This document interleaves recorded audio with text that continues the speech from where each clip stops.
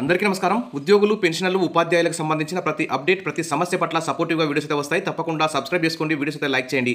ఇక వివరాలకెళ్తే ఉద్యోగులైతే, పెన్షనర్లైతే చాలా ఆర్థిక పరమైన సమస్యలైతే ఎదుర్కొంటున్నారు. ప్రభుత్వం ఉద్యోగుల సంక్షేమాన్ని అయితే గాలికి వదిలేసిందని చెప్పుకోవచ్చు. అసలు 6 నెలలకోసారి రావాల్సిన డీఏలు విడుదల చేయడం లేదు. 5 ఏళ్లకోసారి రావాల్సిన పీఆర్సీ ఇవ్వడం లేదు.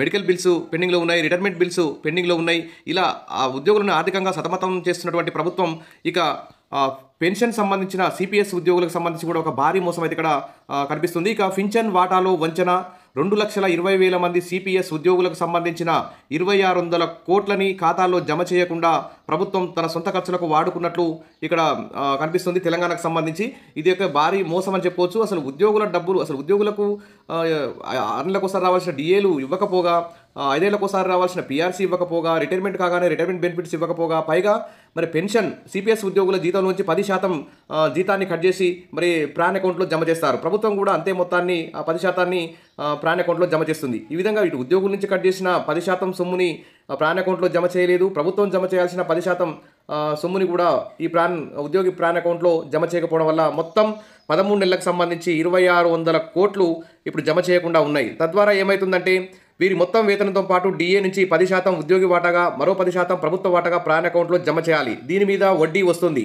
మరి షేర్ మార్కెట్లో ఈ పెట్టుబడి పెడితే వచ్చే లాభాలు వీటికి అదనంగా చేకూరుతాయి. మరి రాష్ట్రంలో ప్రస్తుతం 2,20,000 మంది సిపిఎస్ ఉద్యోగులు ఉన్నారు. మరి వీరందరి నుంచి 13 నెలల నుంచి 2,600 కోట్లు మరి ఆ ప్రాన్ అకౌంట్లో జమ కాకపోవడం వల్ల షేర్ మార్కెట్లో వచ్చినటువంటి లాభాలు కూడా మరి ఉద్యోగి దక్కకుండా పోయాయి. అసలే పెన్షన్ లేదురా బాబు అని మొత్తుకుంటున్నటువంటి సిపిఎస్ ఉద్యోగులకు మరి ప్రభుత్వం ఈ విధంగా ప్రాన్ ఖాతాలో కట్ చేసిన సొమ్ముని, ప్రభుత్వం జమ చేయాల్సిన సొమ్ముని జమ చేయకపోవడం అయితే చాలా అన్యాయమని చెప్పుకోవచ్చు. ఇక 2,600 కోట్ల అసలుకు సంబంధించి 260 కోట్ల వడ్డీ కూడా లాస్, అంటే దాదాపు 3,000 కోట్ల వరకు ప్రభుత్వం ఇక్కడ సిపిఎస్ ఉద్యోగులకు వంచన చేసిందని చెప్పుకోవచ్చు. ఇక మరి ప్రాన్ అకౌంట్లో జమ చేస్తే 9-10% వడ్డీతో సహా అంతా ప్రతి నెల షేర్ మార్కెట్లో పెట్టుబడి పెడతారు. SBI, LIC, ICICI, UTI pension fund మేనేజర్లు పెన్షన్ ఫండ్స్లో పెట్టుబడులు పెడతారు. ఈ షేర్లు కొనడంతో లాభాలు వస్తే ఆయా లాభం ఉద్యోగుల ఖాతాల్లోకి వస్తుంది. మరి 13 నెలలుగా ఉద్యోగి వాటా, సర్కారు వాటా చెల్లించకపోవడంతో దాదాపు 3,000 కోట్లు మరి షేర్ మార్కెట్లో పెట్టుబడి పెడితే మరి చాలా లాభాలు వచ్చి ఉద్యోగులకి మరి లాభం చేకూరేది. మరి ఉద్యోగి రిటైర్ అయితే ఆయా ఉద్యోగికి సంబంధించి ప్రాన్ అకౌంట్లో ఎంతవరకు జమ చేశారో అంతే మొత్తాన్ని తీసుకుని మొత్తం పెన్షన్ నిర్ధారిస్తారు. మరి వాటాను జమ చేయకపోవడంతో పెన్షన్ మొత్తం తగ్గే ప్రమాదం అయితే ఉంది.